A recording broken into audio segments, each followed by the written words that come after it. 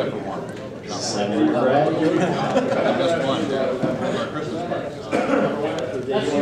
He's just more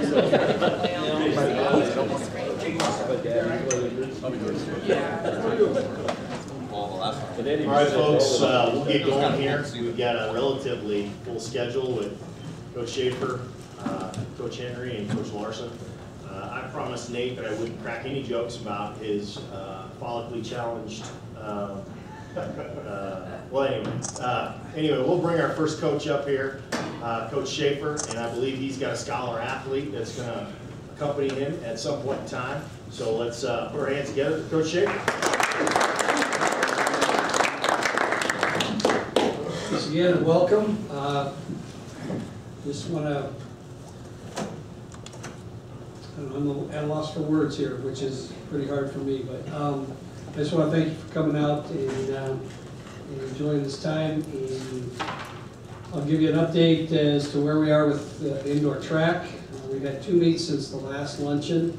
We went to Tracn State a couple weeks ago on a Friday, and had a few good performances, but probably not what we were looking for from the team as far as improving on their second full team meet of the season. And so we had a little chat and talked to the kids about being more purposeful in their practices.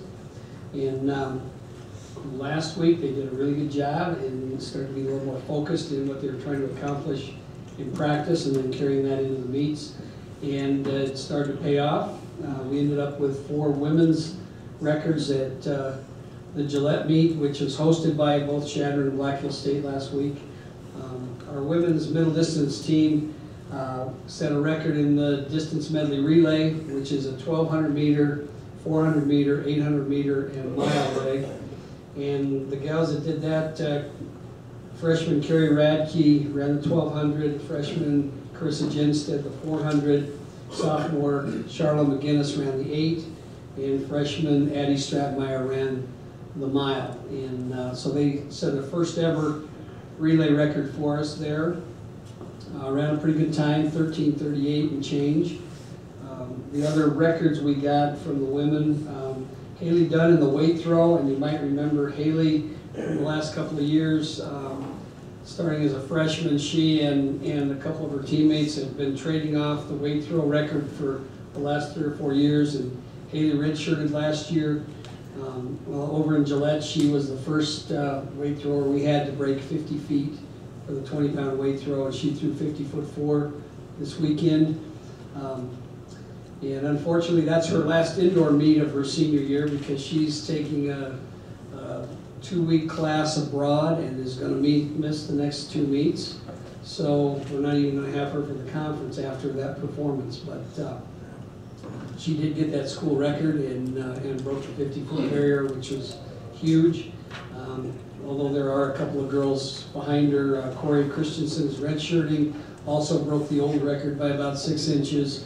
And Tasha Tim, who's out on both their heels, coming up, and that record's going to still get pushed out there in the future. The other 2 records, Libby Friesen is a freshman out of Kansas, Olathe, Kansas, ran a 5K record, indoor record for us, 19 minutes, 41 seconds. Really did a nice job. She was in the pack, at the front of the pack, just kind of hammering out the pace, and late in the race got passed by a girl from Gillette College, but she ran a very even, strong pace throughout the race, and did a great job to break that record. And so we're very pleased with her progress. The other record was actually a tied record in the women's pole vault, and Mackenzie Nordine, who's a junior transfer from University of Sioux Falls, tied that pole vault record at 9 feet 4 inches. She's got some bigger vaults in her, and we're just about 2 little tweaky pieces away from putting up maybe 10.5, 11-foot vaults. So we're kind of excited about what she got done as well. The rest of the team competed very well as well. I'm not going to go into the specifics of those individual performances, but we're just very pleased with the progress we made last week. The team did come up with 20 personal bests in the meet in Gillette, and so, you know, things went very well. And now we just want to build on that. This week, we're gonna give them a week off of training through, getting ready for the conference in 2 weeks. We'll have a meet at BH next week, and then the conference meet down in Gunnison, Colorado. But we are going to take 3 of our top athletes down to SDSU to run on their new 300-meter track this weekend. We've got our high jumper Christensen going in the high jump and the long jump. Sprinter jumper Josh Thomas in the 60, the 200, and the long jump. And then if he gets healthy, Garrett Lane in the high hurdles. And Garrett's sitting 4th in the conference right now, pretty close to a national provisional mark, as is Josh Thomas in his 3 events. And then of course Tristan, we need to get a couple more inches on his best jump so that he can move back up in the provisional list for nationals and get to the national meet. So that's what we have in store. I'm not going to take any questions. I'm going to bring Cole Jolovich up. Cole's in his 4th year with us. He'll have 1 more year next year as a distance runner for us. I'll just bring Cole up and let him introduce himself, and you can answer questions.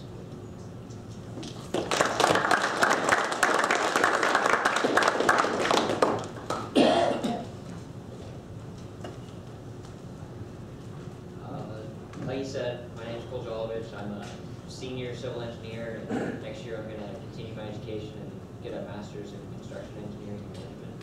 So I'm a long distance guy. I run 3Ks and 5Ks indoors and 5Ks and 10Ks outdoors. Any questions? Where are you from, Cole? I'm from Dayton, Wyoming. It's a little town by Sheridan. Same one that got a little left. Yeah. Amen.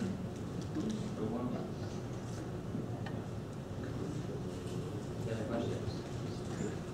Why did you choose mine? Did you have a connection or? Part of the reason I chose mines was I had a lot more scholarship coming here, and it's a much better school than some of the other ones I was looking at. And then I also had the bonus of being able to compete athletically. But most of the draw was the Best Buy, top 100 college Best Buy, and the placement rate.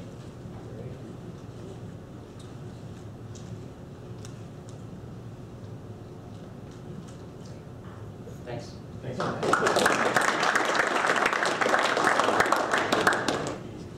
Next, we got Coach Henry's going to come up. He's going to talk about men's basketball, and he'll probably remind us all a little bit about romance for you guys coming up here. If you did not remember, this weekend is Valentine's Day, so it helps me out by reminding this. And Coach Henry will talk all about that.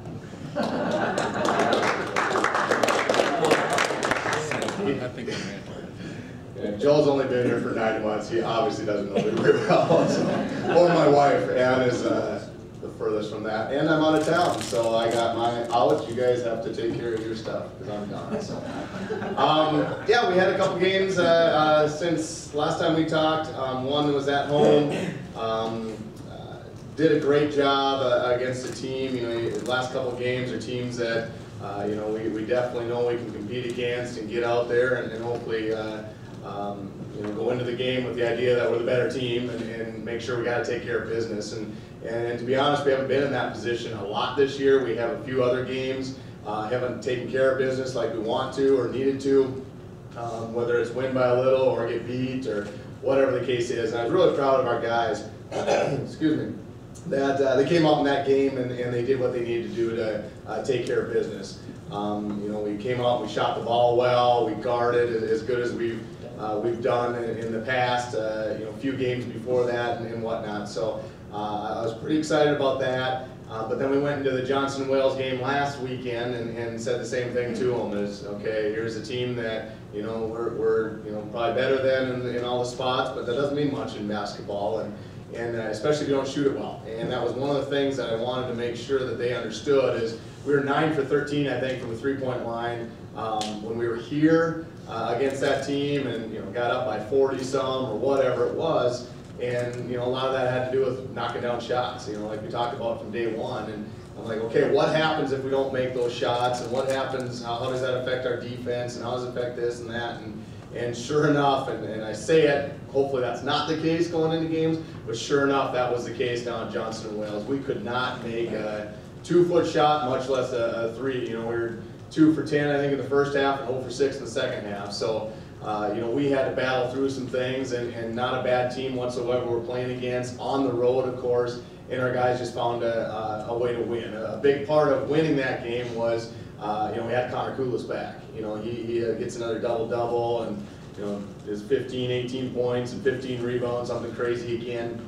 And just brought that energy that we needed in that game. And like I said, it's tough to play the game of basketball when the ball's not going through the hoop, and it's pretty darn easy when it is. You know, a lot of things can be covered up when it's going through. But we didn't have Connor the first night, and our other guys stepped up. You know, whether it was like I said, the guard shooting the ball and our post doing some good things, and then just last weekend having him back was basically the reason why we were able to come away with a win. So excited to get him back. We do take off now and head to Texas for one more trip. Coach Glenn's already gone. They're out recruiting and doing some things down there. So we leave tomorrow morning, and you know, I have a chance to play another, I think they're number 3 now, but another top 5 team in the country, and they're probably the best team we've played, and definitely the best team we've played, D1, D2, in my years here. You know, we played a number of D1 schools and that kind of thing, and I can safely say that they beat the Tarletons and the Midwesterns that we keep talking about here, of how good they are, and they beat those teams by 20. You know, so we're going to have our hands full, there's no doubt about it. It was almost comical. It's just a different world down there as far as recruiting goes and those kind of things. But I was going through their bios, getting the scout ready for today, actually, and going through some of it with their guys and the personnel. And all 5 of their starting 5 are one-year transfers that either one of them led Arkansas in assists last year, and one of them led Georgia, and one of them led, you know, so they're SEC and Big 12 teams, and not just teams that they're sitting on the end of the bench against them. So, and that is, they're there for a reason. They're there, you know, whether they, you know, something happened at the other team, whether they knew the coach and wanted to transfer and all play together and play for a you know, national championship, not just a you know, conference championship. So it's gonna be good for our guys. You know, we're gonna actually try to change some stuff and do some things defensively these next couple days, and you know, mix it up a little bit, because if we go into that game and, you know, the harsh reality of it all, if we try going toe for toe and, you know, just doing what we do, you know, outcome's probably not going to be favorable. You know, and we go into the game where we want to compete and have a chance at the end to win, and we might have to change some things. So I'm excited about the next couple days of practice, being able to give some different looks to our guys. You know, you kind of get in the grind right now where, you know, you go in and you do the same thing practice-wise, and then you do, you know, you work on this and work on that. It's been a little bit different this year because we haven't had a lot of practices early on, but it's still nice to change it up and do some things that way. And then the next night, another good Commerce team. You know, they're in the top half of the Lone Star down there as well, and they got a couple big-time transfers too. They just don't have 5 or 6 of them, which is good. But you know, anytime we get a chance to play those teams on the road, and those are the top teams in the country. There's no doubt about it, and we're excited about it. And hopefully, we can learn some things from what we've done in the past against some of those teams, and understand, you know, we got to limit the possessions and do some things that way, and hopefully, like I said, have a chance to win at the end. The good thing about it all is they're out of conference now too. They're all playing all these conference games, and as we all are, coaches-wise, is you're just so focused on, okay, this team's coming up, and this is in the conference, and the conference game is that much more important, and all those kind of things. Well, now if they take a step back and just go, okay, we got this game that, you know, coach scheduled, and, you know, whatever. I don't know that they're going to overlook us by any means, but at least it's not, you know, like I said, that so much focus on the conference game and that kind of thing. So, but we're excited. I'm excited about where the guys are at. Excited about our turn the corner a little bit, especially on the defensive end these last couple games, and hopefully that carries over into these games this weekend. Then we do come back on the 20th. We are back at home for one last game against Johnson and Wales, and I think it's a 7:30 game on Friday the 20th. So that's kind of our next few games coming up. And any questions? Flying down or driving?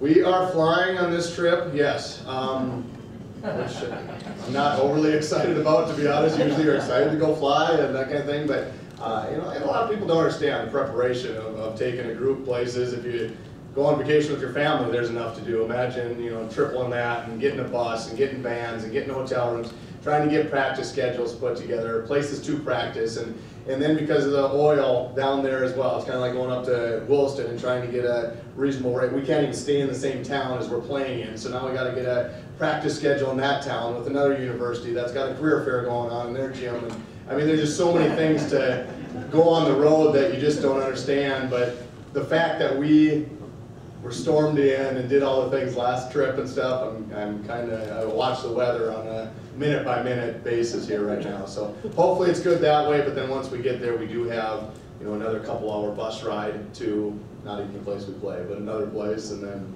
kind of go from there. So it's a crazy trip. It's like I said, and we talked about this for the last couple of years, is things like that when you get into a conference and stuff, you still have to do some of that stuff, but it's not as crazy as it is right now. So anything else? You ever had another time in your career where you got a dunk off the tip? Actually, a few times, yeah. Really? I'm running the same Well, play. not you. Yep. God, no. No, and I never threw the pass out. No, it was. You know, it's been one of those years too where we got some athletes now, and it's kind of fun to watch. And you know, I was even looking back through, and you look at the North Star Conference, which is our old DAC basically, and you know, presentations leading that conference, and we're up by 30 on them. You know, so you look at the guys that we're bringing in and the competition that we're playing, and you know, it doesn't make us feel any better when you're not winning games and things. I mean, it's just tough, but we're making those, you know, I wouldn't say drastic improvements, but we're definitely getting different level guys, and hopefully we can see, you know, some of that, you know, going into the conference here these next few years, which I think we will. But the bottom line is, you know, to have a guy like Travis that's able to just, I mean, and there was a few of us there, but Connor Koulis tries to throw a three-quarter, basically half-court alley-oop to him the other day. Well, for one, he turns it over because he's got a post guy trying to throw an alley-oop to a guy, so it drives us nuts. But just the fact that he can actually think that that's a possibility to let's go throw an alley-oop from half court and I'm a post guy, well, it's kind of fun to be playing with guys like that too. So, but yeah, we had 4 or 5 dunks in that game, and like I said, when you shoot the 3 that good, it's, believe me, it's fun to watch and it's good basketball. But you know, it still comes back to the defensive end too, which we saw when those things aren't that easy. We got to get the stops too. So I don't have anybody with me today. I talked to and texted 4 different guys that hadn't been here yet, and of course everybody's got class. This is kind of the hard hour, you know, on a Wednesday for guys in class. So apologize, nobody's here, but anything else, any other questions? I'll try to have one more next week. What's the thinking about listing Phil Chandler at 6'1"? You know what? That's what he measures at all the time. I know. I don't get it either. I think it's his puffy hair or something. Actually, speaking of Philip, he's going to have an article coming out. The newspaper was just here today, so look for that in the paper. And then the Shook boys that we were talking about with Travis, getting a dunk right away. They just had one. If you want to Google it, I think Brad's posted it actually on our Facebook stuff. But just being brothers and being here and playing together, so it's a pretty good article. And check for that and look for Philip at his 6'1". You know what? For how strong he is, maybe that gives him a couple inches too. Anything else? All right. Thank you much. I happened to be down at the Johnson Wales game this weekend and got to see Connor's pass attempt to Travis, and LeBron James couldn't have gotten it. There was no way that was going in. I have no idea who he was throwing it to. The back wall was probably closer. Here's another tip, Ron, in case you're trying to give the bill to your wife as a Valentine's gift for your pickup truck. That is not allowed. I've already texted her and told her it was coming. Okay, all right. Well, just trying to help you out a little bit. Well, our next coach is Coach Larsen. He's going to discuss the women's basketball, and I believe he has one of our scholar athletes who will stand up and tell us about herself too. So, Coach Larsen.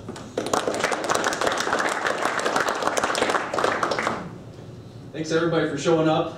Good to be back here after a week off last week. I was actually really hoping we'd have luncheon last week because on Thursday, Coach Henry and I, we went recruiting together, and I was going to give everybody my cell phone number to give me a call so I could talk to somebody else and stop listening to Jason all the way to Colorado. But I had to find an alternate plan. I drove the entire way. I drove really fast. I tried to drive as hectic as I could to try to scare him a little bit so he'd just watch the road and not talk so much, but that didn't work either. But we made it. We made it in time, and it was good fun. Didn't fall asleep, did you? I poke fun at Coach Henry a lot, but in all reality, I tell you what, and many people probably don't know, but within an athletic department, the men's basketball coach and women's basketball coach, more often than not, usually don't get along. In every athletic department I have been in, that's the case. And that's the farthest from the truth here. I tell you what, Coach Henry, he's a great resource for me. I'm back in his office daily, bouncing questions off him about, what would you do on this screen? What do you think about this offensively? So he's been tremendous to me as far as a resource, and just a great person to be around. And his guys are great too. That's the other thing, when you're sharing buses and traveling together, his young men are respectful and just great guys to be around. So that makes it fun for all of us to travel together. So as much fun as I do poke at him, it was a really fun trip going recruiting together. And again, I've never been on a recruiting trip with a men's basketball coach before when I was in women's basketball. So it's great to have that relationship where we can do that type of stuff together. But enough of that. I got a favor to ask me after this when we're done. It's a pretty big one. But yeah, 2 weeks ago had a great game. Played really well against our opponent, Salish Kut and I. Coach Henry mentioned it. He alluded to it really well. You still got to play good basketball.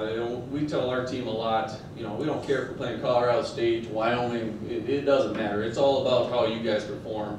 And we performed well, 2 weeks ago. We did. We shot the ball extremely well, and we defended well, defended hard. And it was fun because the week before we had put some different wrinkles into some of our defensive sets and stuff like that, and we were able to execute them, and we caused some turnovers, so that was good fun to see the kids execute that and play aggressively, defensively and offensively.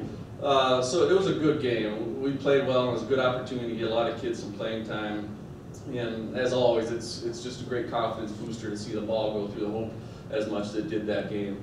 And then last week, a lot of the same. I say this a lot when I'm up here, when you're playing an opponent, especially on the road, they're scary, and Johnson Wells was scary. We were obviously a bigger team, and they play 4 guards the majority of the time, and in the second half they played 5 guards a lot, and they hosted up 38 threes in that game, and made a bunch of them. But I'll tell you what, we were there. We were guarding them on a lot of shots that they made. But the good thing, the basketball continued to go through the hoop for us, and we were exceptionally offensively that night, and I think we put up 89 points that game, and just played extremely well. And then defensively, we gave up more than what we would like, but it's a hard guard for us. It is. We were asking Devyn and Megan and our post players to guard little guards, and they were doing it. That's a tough matchup for some of those kids, to get out in the perimeter where they're usually not at, and to guard 3-point shooters. But we did a tremendous job. Devyn had a great defensive game. Mackenzie Kinney had a great defensive game, and Alexis Long was exceptional defensively that night. I'll say that afternoon. They have a kid that averages, I think 11 3-point attempts a game, and she makes right around 6 or 7. I think that kid has to ice her arm down afterwards after a game because she shoots so much. And there was a couple possessions the last 5 minutes of the game where it looked just like one of the defensive drills that we run every other day in practice. This kid is trying to get some kind of space and get a shot off, and Lexi was right there, and the kid she couldn't get the ball raised up. It was a heck of an effort by Alexis Long. So that was a good win for us. I'm really proud of the way we found a way just to grind one out and keep putting points up on the board. So this weekend we take off tomorrow morning. We practice at 6:30 to 7:30, and we jump on the bus for a 12-hour bus ride down to northern New Mexico. We did look into flying that if everybody asked, but I didn't really feel like flying into Albuquerque and then banding 3 hours up to northern New Mexico, and then getting back in the vans either Saturday night or Sunday morning and catching our flight. The flights we were looking at, we will actually get home quite a bit earlier Sunday morning than we would have if we'd flown. So as much as I'm not looking forward to being in the bus for 12 straight hours, at least we'll get home earlier. I'm happy about that. And then the one thing that you talk about a long old bus trip, but kind of the fun thing about it is this is our last trip as a team. This is the last trip that we'll be together as this year's team. So, that part I really am looking forward to. One more trip with this group is exciting to me. A little bittersweet, obviously, but exciting. One more big road trip with the gang is going to be a lot of fun. Kind of like last weekend, we got playing on the road. You never take any opponent lightly. The two teams we have are again smaller than us, so our post players are going to have to get out in the perimeter and guard a lot again. So we'll have similar matchups. But if we can continue to put the ball through the hoop the way we have been, I feel really good. And the girls have a tremendous focus right now about finishing the year strong. They really do. They have their goals set on finishing the year as good as we can. And we got to take it one game at a time. It starts Friday afternoon with Cal State San Marcos, and then we follow that up Saturday with Northern New Mexico. And then after that, we finish off the year at home, which I'm really excited about. We got 2 games. We play Johnson and Wales Friday before Jason's game, and then we actually have a game Saturday, just a single game against Northern New Mexico, and that will be it. So we got 4 really winnable games right now, the way we're looking at it, and we're really hoping to finish the season as strong as we can. And that's the goals. The girls know that, and they're determined to do the best they can to finish this year off as good as we can. Got a great speaker for us here today, Devyn Asche. She is just a tremendous young lady, to put it very simply. My joke with our coaching staff is, if Devyn was a pitcher and she threw a perfect game, she'd be upset that she threw balls, and not just all strikes. And that's just that typifies just the perfectionist that she is, in the classroom, in the community, and especially on the basketball court. And I tell you what, that is a real blessing to coach when you have someone that takes her craft as serious as she does. It's just fun. Just to know how serious she is about being a perfectionist, and that pays off. It really does. She's, if not first in our statistics, she's probably second. There's no doubt about it. She's led us in points and rebounding, numbers of games this year. I think she's first in our 3-point percentage. That's the coach up there has to find a way to get her more shots probably. But she's just a joy to coach and just a great kid to be around. She's a ranch kid from Montana, and I absolutely love that. I love that country strong, just that tough mentality about her. Sorry, Devyn, if I embarrassed you there. But she's just a joy to coach, and she's a great example for our younger kids of just how hard work pays off. And the good thing is that we'll be saying this about her next year, her senior year. Again, she's only a junior for us, and just a huge part of not only last year, this year, and the future going forward next year in the RMAC. So before I bring Devyn up here, any questions for me? Any bus ride trips? Any inside information you want to know about Coach Henry driving to Colorado? Anything like that?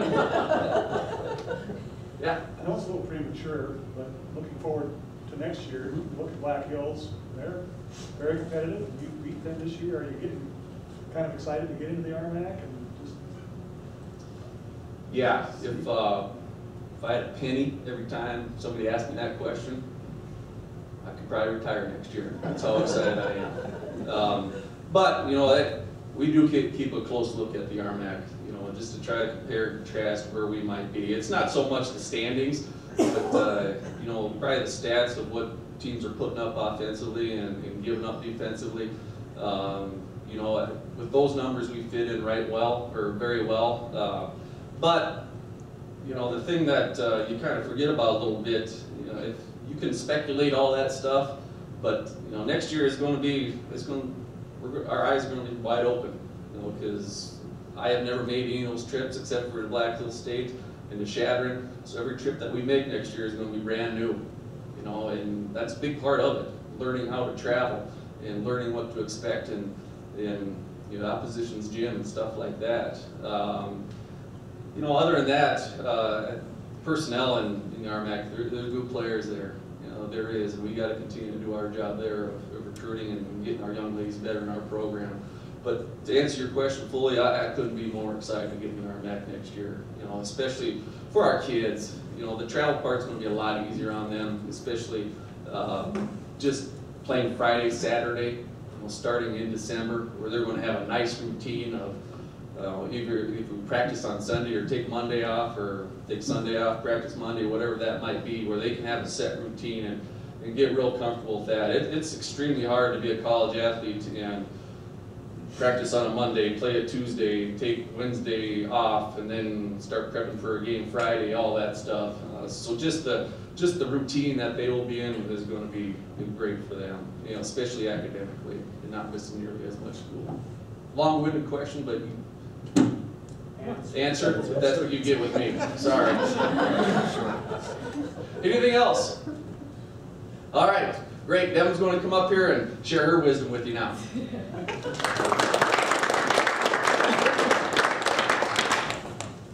Well, like Coach Larsen said, my name is Devyn Asche. I'm a junior. I'm studying civil engineering with a minor in environmental engineering.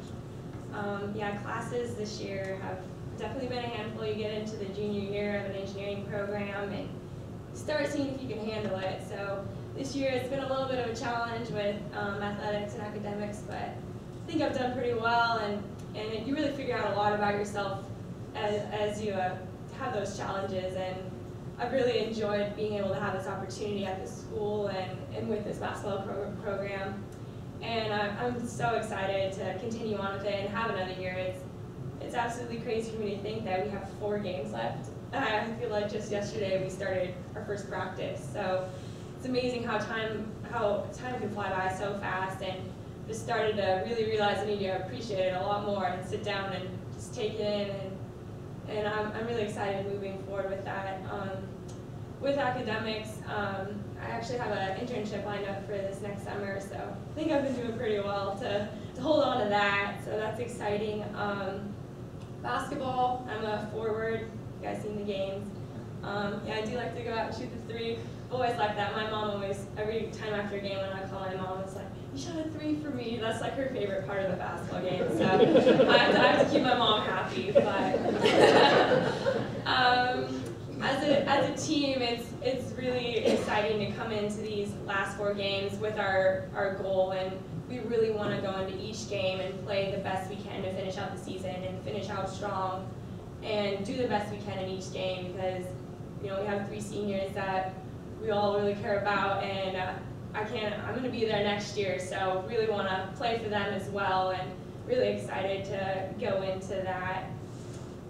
Also, as Coach Larsen said, I'm from Montana, from a ranch. Just last week, my mom called me up and said that my horse had been just moping around lately, and she was just so sad. And Mom realized that she had trimmed her feet like a couple of weeks before, and she just misses me. That's just what it comes down to. So I'm excited for what Easter break to come around and make it home. I miss my animals a lot too. That's pretty much me missing her. But what else do I have to say? Any questions? Next game, can you make a 3-pointer for your horse? Yes. Great. Make a couple.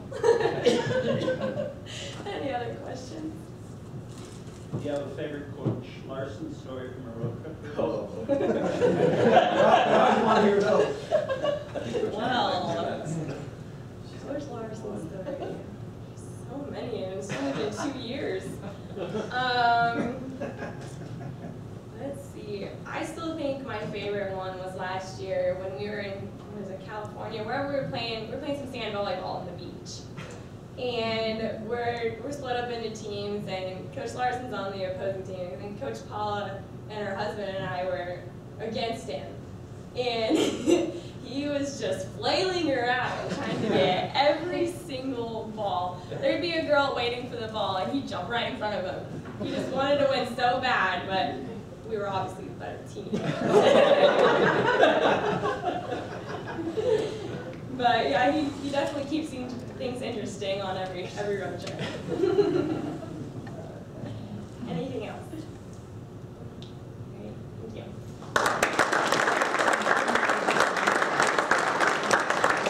I'll keep this real short. Both teams are on the road this weekend. The following weekend on Friday, Saturday, we have a doubleheader Friday night, the 20th.